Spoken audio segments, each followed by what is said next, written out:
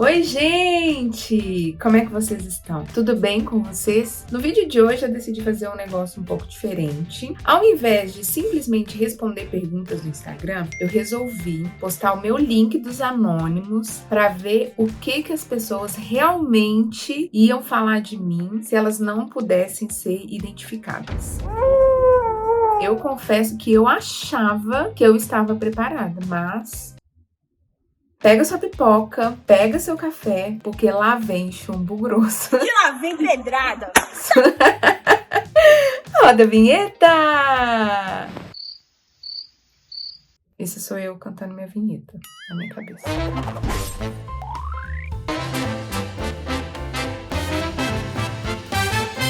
Como que eu começo esse vídeo? Eu nem sei. Eu tenho reparado, assim, que nas últimas coisas que eu fiz, como os meus vídeos têm tido um alcance maior, graças a Deus, com isso eu também tenho recebido bastante comentários ácidos, alguns haters, né? E eu resolvi trazer isso aqui pra gente ver o que as pessoas estão falando de mim e pra eu me expressar com relação a isso, porque se vocês repararem, eu não respondo coisas negativas, porque eu não perco o meu tempo precioso respondendo coisas que eu acho que não precisam ser respondidas e eu gasto eles respondendo quem tem comentários legais, quem tem críticas construtivas, mas eu também posso pegar esses comentários e fazer um vídeo monetizado para ganhar um dinheiro em cima deles. O que vocês acham? Vamos para a primeira pergunta? Eu acho que você reclama demais de São Paulo, e isso tendo condições financeiras. Sei que São Paulo não é um mar de rosas, mas acho exagero. Mesmo assim, gosto de você. Muito obrigada por gostar de mim. Tem hora que eu brinco muito falando das diferenças de São Paulo e Belo Horizonte, até fiz um vídeo aqui falando sobre isso. E recentemente eu gravei um vídeo falando se valeu a pena a gente se mudar para São Paulo. Se vocês assistirem os meus vídeos com atenção, hein? Vocês vão ver que eu não falo mal de São Paulo. Até porque, gente, eu não sou boba. Como que eu vou falar mal da cidade que eu estou morando e da cidade que eu espero ter maiores oportunidades? Não sou boba, né? Nesse vídeo que eu fiz falando se valeu a pena, eu realmente levantei muitos pontos negativos. Só que se vocês repararem, foi da porta do meu apartamento para dentro. Na verdade, eu não estava falando mal da cidade, eu estava falando mal de morar em apartamento. Para mim, é ruim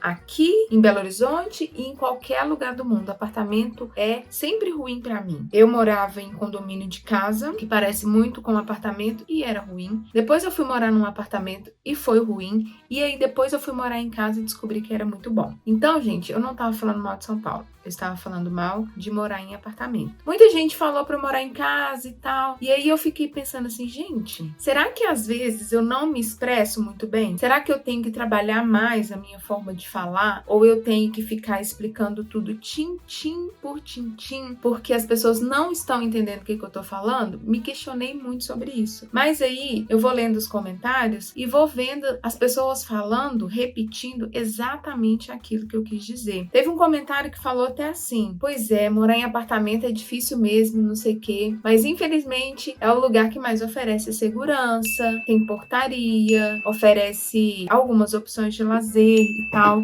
Gente, e pra mim é isso. Eu não procurei casa e nem vou procurar aqui em São Paulo, a menos que seja num condomínio fechado, porque eu acho que o apartamento oferece tudo isso. O fato de ter um porteiro lá embaixo para filtrar as pessoas que estão chegando, para receber as coisas quando a gente não tá em casa, isso facilita muito a nossa vida. Então, a gente fala mal, mas é bom também. Essa aqui é boa, hein? Ficou rica. Gente, essa é a descarga do meu vizinho. Ficou rica e metida. Tá ostentando demais e perdendo a essência. Eu queria estar rica. Não tô. Minha condição financeira melhorou? Graças a Deus, muito. Hoje eu tenho uma vida que eu nunca tive e ela é muito boa, graças a Deus. Quando a pessoa fala que eu tô metida, eu fico tentando entender, principalmente a parte do ostentando, porque eu não acho que eu seja uma pessoa que ostenta e tudo mais. E aí eu fui recapitular aqui na minha cabeça, as coisas que eu faço e as coisas que eu mostro pra vocês. E eu acho que talvez eu tenha identificado os pontos. Eu viajei já algumas vezes, eu já fui pra Disney de Orlando 2 vezes e eu já fiz uma viagem pra Europa e uma viagem pra Argentina. Essas são praticamente as viagens que eu fiz na minha vida inteira. Eu não tive a oportunidade ainda de viajar muito pelo Brasil, porque eu viajei pra fora com condições muito especiais. Vocês sabem aí, eu acho que sabe, porque eu sempre comento no Instagram, e se você não me segue, por favor, me segue lá, que é @barbarelando. Eu consegui condições muito especiais, por exemplo, para ir para Orlando da segunda vez, porque eu comprei a minha passagem por R$ 998, já incluso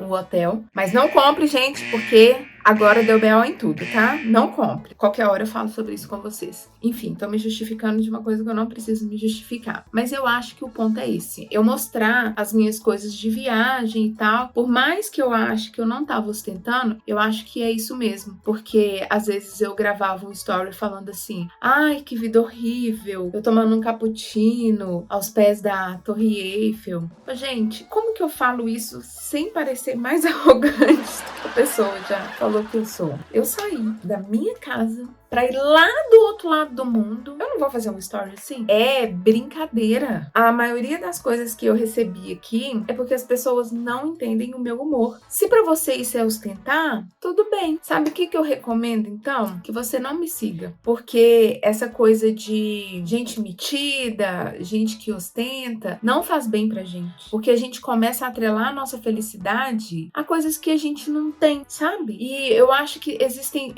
duas coisas. Eu posso inspirar vocês a conquistarem alguma coisa, ou eu posso fazer com que vocês direcionem a felicidade a coisas. E a nossa felicidade nunca está atrelada a coisas. Então, se eu estou parecendo para você uma pessoa metida, uma pessoa que ostenta, então, por favor, para de me seguir, porque isso não faz bem. Eu só aproveito muito as oportunidades que a vida me dá. A coisa que eu mais gosto de fazer é viajar. Então, toda vez que eu estiver viajando, eu vou fazer esse tipo de coisa. Gente, vocês têm noção de que quando eu fui para Paris, eu fui na Disney de Paris e eu tive uma experiência incrível, tudo VIP, sabe? Eu não peguei fila pra nada, eu comi muito bem. E, gente, como que eu, que nunca passei por isso, não vou mostrar essas coisas? Não vou mostrar que isso existe. É uma oportunidade de vocês verem o que tem no mundo, sabe? Eu vejo outras pessoas fazendo isso e eu gosto muito. E eu acho que é muito diferente você compartilhar sua experiência de você ostentar aquilo que você está vivendo, sabe? E eu também faço muito para ser uma lembrança para mim. Eu me arrependo amargamente de não ter feito vídeos na Flórida, principalmente da primeira vez, quando eu tava vendo tudo pela primeira vez. Eu até tenho uns vídeos gravados assim, depois eu vou até ver se eu junto tudo em um só, para mim, para eu ver, porque se um dia eu sonhei em ter dinheiro para fazer as coisas, foi para fazer essas coisas. E me alegra muito poder realizar esses sonhos. Você não consegue fazer vídeo sozinha? Sempre precisa do Renato? Isso não deixa ele cansado?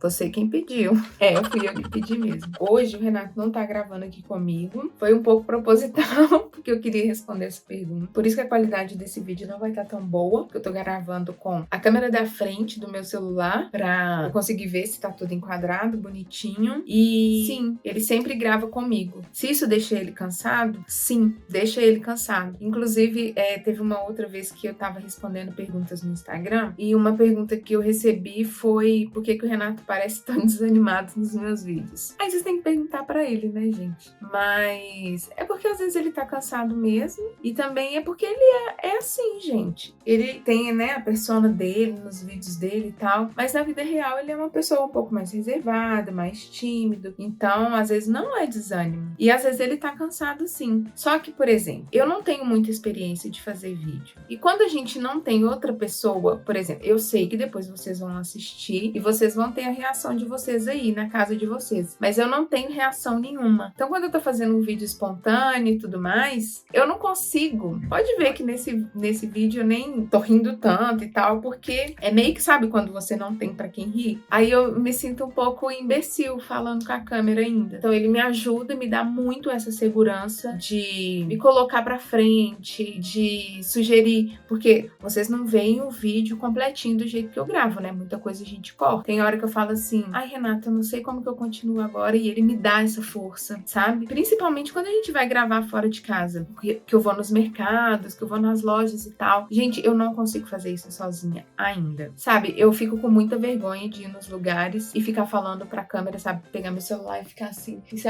oi gente, tanana. Eu ainda tenho muita vergonha, mas eu espero que com a prática, com a experiência, eu consiga fazer isso sozinha. Eu acho que eu preciso ter um pouco mais de autonomia para fazer as minhas coisas relacionadas ao canal, principalmente porque eu tenho muito pouco tempo para fazer as coisas daqui, porque como eu ainda preciso do Renato e ele tem muito pouco tempo, acaba que eu poderia produzir mais, mas eu não produzo porque eu ainda sou muito dependente dele. A única coisa que eu acho muito estranha é que o Renato posta 5 vídeos por semana lá no canal dele. E eu estou em todos. E nunca ninguém me perguntou se eu pareço cansada de estar lá. Eu sei que eu não apareço, né, e tudo mais, mas eu nunca recebi essa pergunta. Bárbara, você não fica cansada de acompanhar o Renato em tudo? Você não fica cansada de gravar coisas tão extensas com o Renato, de andar muito, de carregar todas as coisas? Eu nunca recebi essa pergunta. Mas se me perguntassem, eu ia responder que não. Aliás, eu até fico cansada, mas é o meu trabalho, né? É a minha função. Assim como é a dele, me dá uma força aqui no meu canal. É isso, gente. Tem uma outra pergunta aqui que eu achei muito interessante também. Apesar de ser linda, não te incomoda ser montada na cirurgia? É o seguinte, gente, eu já fiz algumas cirurgias. Eu fiz a cirurgia do braço, eu fiz cirurgia de mama 2 vezes, eu fiz uma mastopexia com prótese, né, que é tirar o excesso de pele do peito e colocar silicone.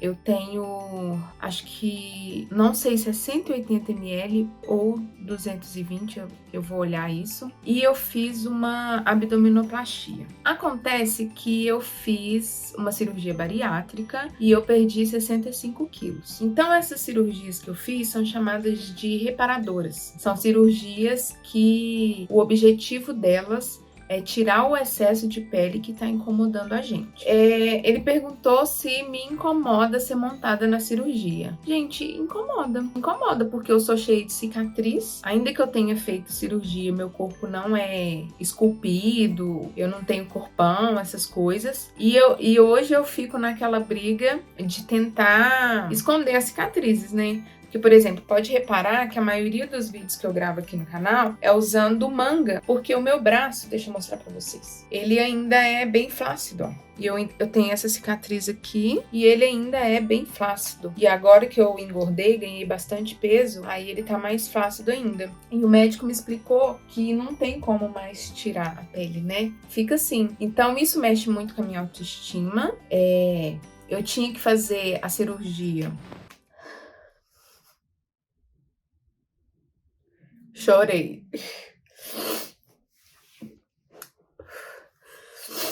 Ih, eu não achava que eu ia chorar, gente. Mas chorei. Acho que eu não vou falar mais nada, não, né? Não, vou falar assim. Isso ainda me causa muita insegurança. Eu trato muito na terapia sobre isso, porque eu ainda tenho medo de fazer muitas coisas por causa da minha aparência física. Eu até recebi uma pergunta que fala assim que eu me coloco muito para baixo e realmente às vezes eu duvido do meu potencial, ainda mais agora que eu engordei, né?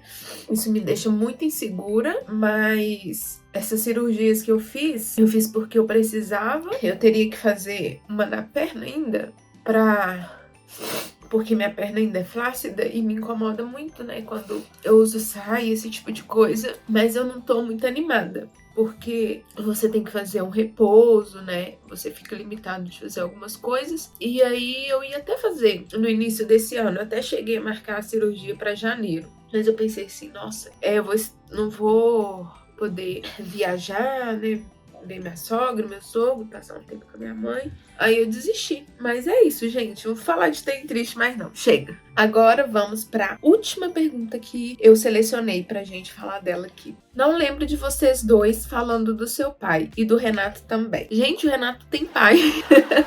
Inclusive o pai dele chama Renato também. Um beijo, Renato, se você estiver vendo esse vídeo. Quem tem que falar do pai dele é ele, né, gente? Mas é só pra vocês saberem que é tudo bem. A relação dele com o pai dele é tudo bem. Só que como a mãe dele não é casada com o pai dele mais, e eu convivo muito mais com a minha sogra, a gente convive mais com o Fafá, né? Que vocês veem aqui no canal, que também é um paizão. E meu pai, gente, eu sou órfã de pai vivo.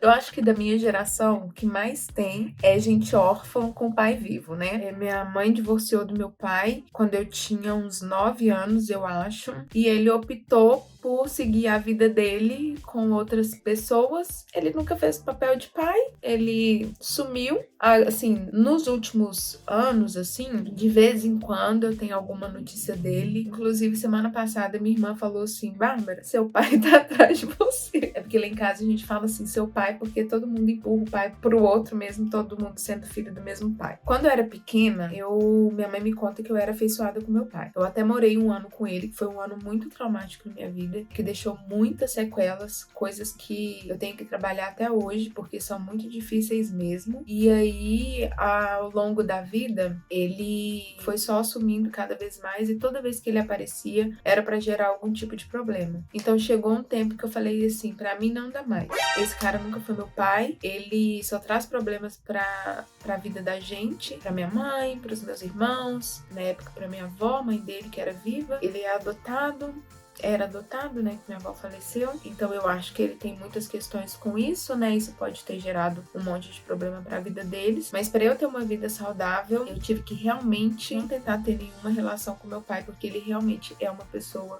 muito problemática. O Renato não conhece ele, vai fazer 10 anos que eu e o Renato estamos juntos, e se meu pai passar por mim na rua, ele nem vai saber que sou eu, porque eu não vejo meu pai desde, acho que 2008, 2009, por aí. E essa é a minha estrutura familiar, né? Eu, minha mãe e meus irmãos. E pra gente é ótimo, porque eu acho que só sente falta de pai quem tem, né? É claro que essa de escola eu não tinha pai, eu via que os pais das minhas amigas se preocupavam com elas e tudo mais. Diante das dificuldades que a gente passou, isso nem significava nada. E minha mãe é uma mãe incrível, então...